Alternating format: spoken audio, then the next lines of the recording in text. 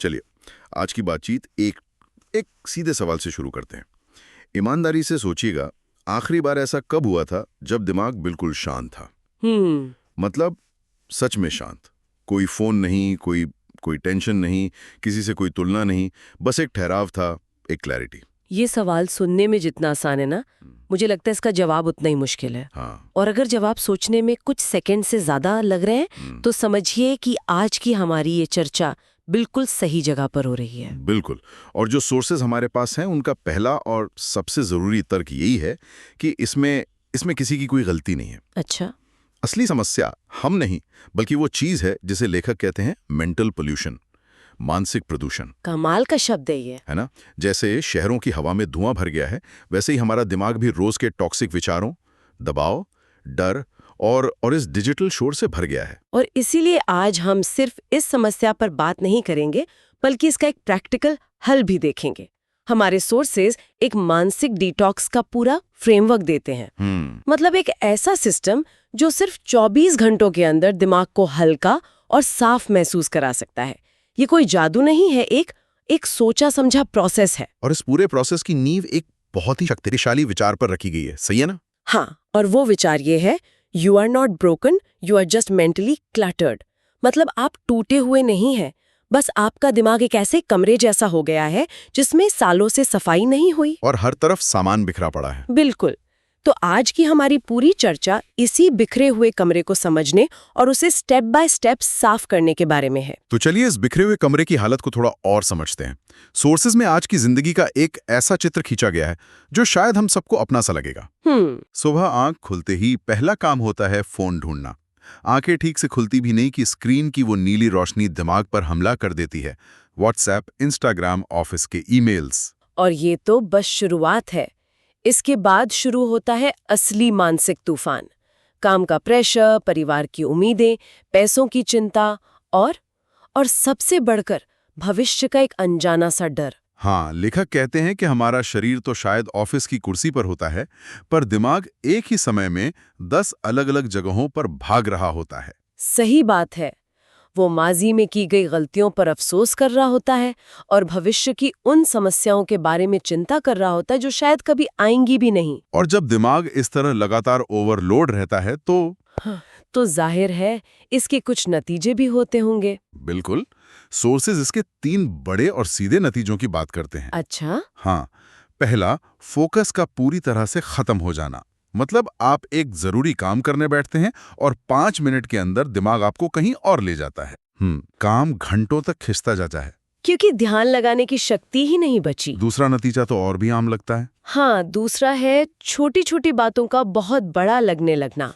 किसी ने कुछ कह दिया या फोन नहीं उठाया और वही एक छोटी सी बात पूरे दिन दिमाग में एक लूप पर चलती रहती है। ऐसा इसलिए होता है क्योंकि दिमाग पहले से इतना भरा हुआ है कि उसमें जरा सी भी नई नेगेटिविटी को संभालने की जगह ही नहीं बची। और तीसरा है फैसले लेने की क्षमता का कमजोर पड़ जाना, जिसे डिसीजन फटीग भी कहते हैं। जब दिमाग में इतना शोर हो तो स्पष्टता कहाँ से आएगी? सही है। इसीलिए हर छोटे बड़े फैसले पर शक होता है, डर लगता है। क्या ये सही करियर है से लेके आज रात खाने में क्या बनाऊं तक हर सवाल एक बोझ लगने लगता है। ये बात सोचने वाली है। हम अक्सर बॉडी डिटॉक्स की बात करते हैं, ग्रीन जूस, फास्टिंग, जिम, लेकिन हमारे सोर्सेज एक बहुत जरूरी सवाल उठाते हैं। शरीर की इतनी चिंता पर दिमाग का डिटॉक्स कब होगा? और उनका तर्क है कि माइंड डिटॉक्स शायद बॉडी डिटॉक्स से कहीं ज्यादा जरूरी है। इसको थोड़ा और गहराई से समझते हैं। हाँ, तो देखिए यहाँ एक बहुत दिलचस्प तुलना की गई है। एक थका हुआ शरीर अगर उसे आराम दिया जाए तो वो सोकर ठीक हो जाता है, रिकवर कर लेता है। हाँ, लेकिन एक थका हुआ दिमाग वो आराम करने के बजाय और ज्यादा सोचने लगता है। रात को जब बिस्तर पर जाते हैं तो शरीर शांत होता है, पर दिमाग अपनी सबसे तेज रफ्तार से भागना शुरू कर देता है। और इसी बात पर सोर्सेज का एक कोट है जो मेरे दिमाग में अटक गया है। बताइए। वो कहते हैं, most stress is not because of life problems but because of how the mind keeps replaying them. मतलब ज्यादातर तनाव जिंदगी की समस्याओं की वजह से नहीं, बल्कि इस वजह से है कि हमारा दिमाग उन्हें बार बार कैसे दोहराता है। बिल्कुल सही। समस्या शायद एक बार हुई थी, लेकिन हमारा दिमाग उस सीन को अपने अंदर 1000 बार रिप्ले करता है और हर बार वही दर्द, वही गुस्सा महसूस करता है। तो असली समाधान बाहर की समस्याओं को ठीक करने से पहले अंदर के इस रीप्ले बटन को बंद करने में है। एग्जैक्टली और यहीं पर वो 24 घंटे का एक्शन प्लान काम आता है। तो चलिए अब सीधे उस एक्शन प्लान पर आते हैं। इसे 5 स्टेप्स में बांटा गया है। पहला स्टेप सुबह के लिए है, थॉट डंप। जी, इसका नियम बहुत सीधा है लेकिन बहुत असरदार है।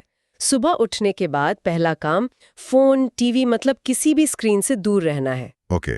और इसके बजाय एक कागज और पेन लेकर बैठना है और आपके दिमाग में उस वक्त जो कुछ भी चल रहा है, हर डर, हर चिंता, गुस्सा, कंफ्यूजन, उसे बस लिखते जाना है। बिना किसी फिल्टर के? हाँ, बिना ये सोचे कि कितना बेवकूफी भरा है, बस दिमाग को कागज पर उंडेल देना है। ये सुनने में बहुत आसान लगता है, पर इसके पीछे का मनोविज्ञान क्या है? मतलब सिर्फ लिखने से इतना फर्क कैसे पड़ सकता है? इसके पीछे का विज्ञान कमाल का है।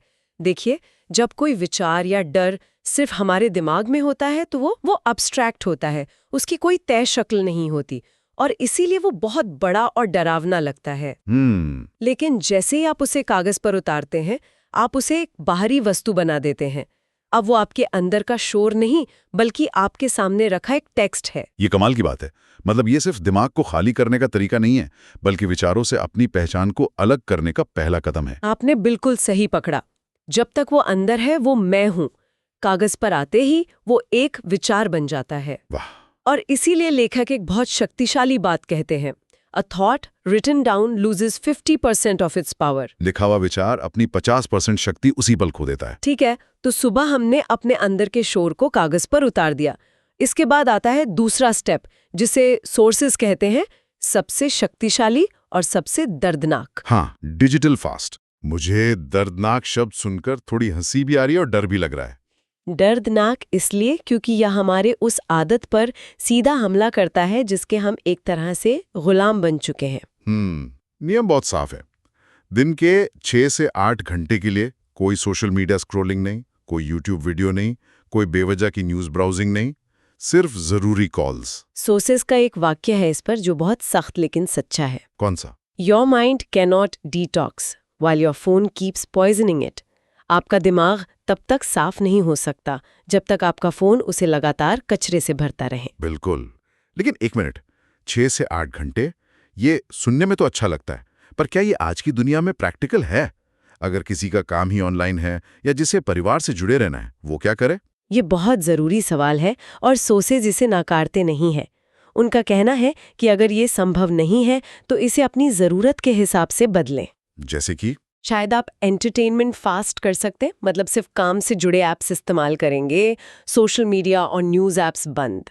या फिर आप नोटिफिकेशन फास्ट कर सकते हैं। अच्छा, सारे नोटिफिकेशंस बंद। हाँ, आप फोन तभी चेक करते हैं जब आप चाहें, न कि जब फोन चाहें। मकसद परफेक्शन नहीं बल्कि इरादा है। और जब कोई ये फास्ट करता है तो उसे महसूस क्या होता है? इसके 3 चरण बताए गए हैं। सबसे पहले आती है बोरियत, भयंकर बोरियत। हमारा दिमाग डोपामीन व आदी है और जब उसे स्टिम्युलस नहीं मिलता तो वो बेचैन हो जाता है। बोरियत के बाद आता है चिंता का चरण कि कहीं कुछ छूट तो नहीं रहा। एग्जैक्टली, कोई खबर, कोई गॉसिप, कोई मैसेज। लेकिन अगर आप इस बेचैनी की सुरंग को पार कर गए तो दूसरी तरफ जो चीज आपका इंतजार कर रही है वो है शांति। पहली बार दिमाग बाहरी दुनिया के शोर से मुक्त होकर खुद से मिलता है। हाँ, तो सुबह विचारों का शोर कम किया, फिर दिन में डिजिटल दुनिया का, दोपहर के लिए तीसरा स्टेप है इमोशनल क्लीनिंग। ये क्या है? ये शायद इस पूरे प्रोसेस का सबसे गहरा हिस्सा है। लेखक कहती हैं, unexpressed emotions become mental toxins. यानी वो भावनाएं जिन्हें हम व्यक्त नहीं करते, वो अंदर ही अंदर मानसिक जहर बन जाती हैं। बिल्कुल, हम सब मजबूत दिखना चाहते हैं, इसलिए अपना गुस्सा, अपना दुख, अपना डर किसी को दिखाते नहीं, उसे अंदर ही दबा लेते हैं। लेकिन ये दबी हुई भावनाएं गायब नहीं होती, वो हमारे अंदर सड़ती रहती हैं और फिर एंग्जाइटी और डिप्रेशन का रूप ले लेती हैं। हाँ, ये तो हमारे समाज की पूरी कंडीशनिंग के ही खिलाफ जाता है। हमें तो सिखाया जाता है कि अपनी भावनाओं पर काबू रखो। सही बात है। तो सोर्सेस 3 तरीके सुझाते हैं। पहला, किसी ऐसे इंसान से बात करें जिस पे आप पूरा भरोसा करते हैं और जो आपको जज नहीं करेगा, बस कह दीजिए। और अगर कोई ऐसा नहीं है तो अपनी डायरी में सब कुछ लिख दीजिए। ऐसे लिखिए जैसे आप अपने सबसे अच्छे दोस्त को एक चिट्ठी लिख रहे हो। और तीसरा, अगर लिखना भी मुश्किल लगे तो अकेले कमरे में दरवाजा बंद करके खुद से ही बात कीजिए। हाँ, यहाँ मकसद भावनाओं में डूबना नहीं है, बल्कि उन्हें एक निकास मार्ग देना है, उन्हें स्वीकार करके आगे बढ़ना है। ठीक है, तो सुबह विचारों का शोर कम, दोपहर में भावनाओं का बोझ हल्का। पर एक और चीज़ है जो हमारे दिमाग को थकाती है, एक साथ 10 काम करने की आदत। तो शाम के लिए चौथा स्टेप इसी से जुड़ा है, सिंगल टास्क फोकस। हाँ, क्योंकि हमारे सोर्सेज साफ साफ कहते हैं मल्टीटास्किंग एक मिथक है। हमारी सदी का सबसे बड़ा झूठ। बिल्कुल, हमारा दिमाग कंप्यूटर नहीं है, वो एक समय में एक ही काम पर ठीक से ध्यान लगा सकता है। जब हम एक साथ 4 काम करने की कोशिश करते हैं तो हम असल में किसी भी काम को 100% ध्यान नहीं दे रहे होते। हम बस एक काम से दूसरे पर तेजी से स्विच कर रहे होते हैं। और इस प्रक्रिया में बहुत सारी मानसिक ऊर्जा बर्बाद होती है। तो इस स्टेप का नियम क्या है? नियम है, एक काम, एक जगह, एक इरादा। शाम का कोई भी एक काम चुन लीजिए, चाहे वो खाना बनाना हो, कोई किताब पढ़ना हो या बस एक कप चाय पीना हो। और अपना पूरा ध्यान, अपनी पूरी चेतना सिर्फ उसी एक काम में लगा दीजिए। अगर चाय पी रहे हैं तो बस चाय पीजिए, उसका रंग देखिए, उसकी खुशबू महसूस कीजिए, उसका स्वाद लीजिए। और उस वक्त फोन चेक करने या टीवी देखने की इच्छा को रोकना है। हाँ, इसका मनोवैज्ञानिक असर बहुत गहरा है। जब आप एक समय में एक ही काम पर ध्यान केंद्रित करते हैं तो ये आपके बिखरे हुए दिमाग को एक शक्तिशाली सिग्नल भेजता है, सब कुछ नियंत्रण में है। जो कि उस ओवरलोड वाली भावना के बिल्कुल विपरीत है। एग्जैक्टली, ये दिमाग को वर्तमान में वापस लाता है और उसे शांत महसूस कराता है। और अब आते हैं दिन के आखिरी स्टेप पर, रात के लिए नाइट रीसेट रिचुअल। ये दिन को एक शांत और सकारात्मक नोट पर खत्म करने का सबसे अच्छा तरीका है। इसके नियम भी बहुत सीधे हैं। सोने से कम 30 मिनट पहले फोन को बंद करके अपने से दूर रख दें। ये जरूरी है। बहुत।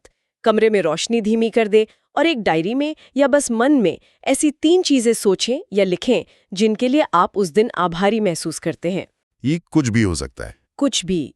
एक अच्छा खाना, किसी दोस्त से हुई एक अच्छी बात, या बस ये तथ्य कि आप सेहतमंद हैं। आभार या ग्रेटिट्यूड पर सोर्सेस काफी जोर देते हैं। ऐसा क्यों? क्योंकि आभार हमारे दिमाग के फोकस को एक झटके में बदल देता है। हमारा दिमाग स्वाभाविक रूप से उन चीजों पर ध्यान देता है जो हमारे पास नहीं है। लेकिन आभार की प्रैक्टिस उसे जबरदस्ती उन चीजों पर ध्यान देने के लिए मजबूर करती है जो हमारे पास है। ये तुरंत चिंता और कमी की भावना को कम करता है। इसीलिए लेखक कहते हैं, हाँ, gratitude is the fastest mind cleanser. कृतज्ञता दिमाग को साफ करने का सबसे तेज तरीका है। तो ये पूरा 24 घंटे का प्लान तो एक पावरफुल रीसेट जैसा है।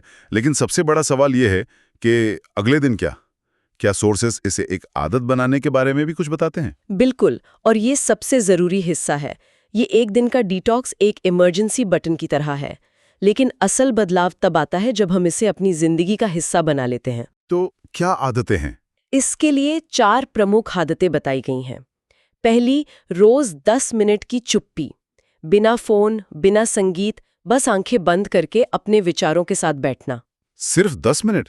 सुनने में तो बहुत आसान लगता है, लेकिन मुझे लगता है आज की दुनिया में ये दिन का सबसे मुश्किल काम हो सकता है। आपने सही कहा, ये आसान नहीं है पर जरूरी है।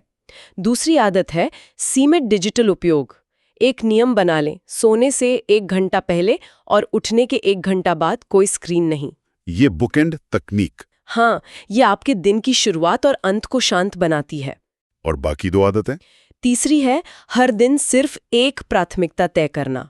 इसे मोस्ट इम्पॉर्टेंट टास्क या MIT कहते हैं। 10 चीजों के पीछे भागने के बजाय सुबह तय करें कि आज का वो कौन सा एक काम है जिसे पूरा करने से आपको सबसे ज्यादा सुकून मिलेगा। और अपनी सारी ऊर्जा पहले उसे पूरा करने में लगाएं। बिल्कुल। और चौथी और शायद सबसे मुश्किल आदत है भावनात्मक ईमानदारी। मतलब अपनी फीलिंग्स को दबाने के बजाय उन्हें स्वीकार करना और उन्हें स्वस्थ तरीके से व्यक्त करना सीखना। इस पूरी चर्चा के अंत में सोर्सेज का एक बहुत ही प्रेरक विचार है। वो कहते हैं कि अगर कोई मानसिक रूप से थका हुआ महसूस कर रहा है तो इसका मतलब ये नहीं कि वो कमजोर हैं। इसका मतलब ये है कि उसने बहुत लंबे समय से बहुत ज्यादा बोझ उठा रखा है। और अच्छी खबर ये है कि इस बोझ को उतारने के लिए पूरी जिंदगी को बदलने की जरूरत नहीं है, बस अपने दिमाग को थोड़ा हल्का करने की जरूरत है। हाँ, जैसा कि कहा गया है, a clear mind can change any life. एक साफ दिमाग किसी भी जिंदगी को बदल सकता है। और इसी विचार के साथ हम अपने श्रोताओं के लिए सोचने के लिए एक अंतिम गहरा सवाल छोड़ते हैं। सॉसेस का सवाल एक नई दिशा लेते हुए ये हो सकता है। अगर ये 24 घंटे का डिटॉक्स एक मानसिक रीसेट बटन की तरह है, तो आज रात सोने से पहले वो कौन सा एक विचार, एक चिंता या एक अफसोस है जिसे पूरी तरह से छोड़ देने से कल का रीबूट सबसे ज्यादा असरदार होगा।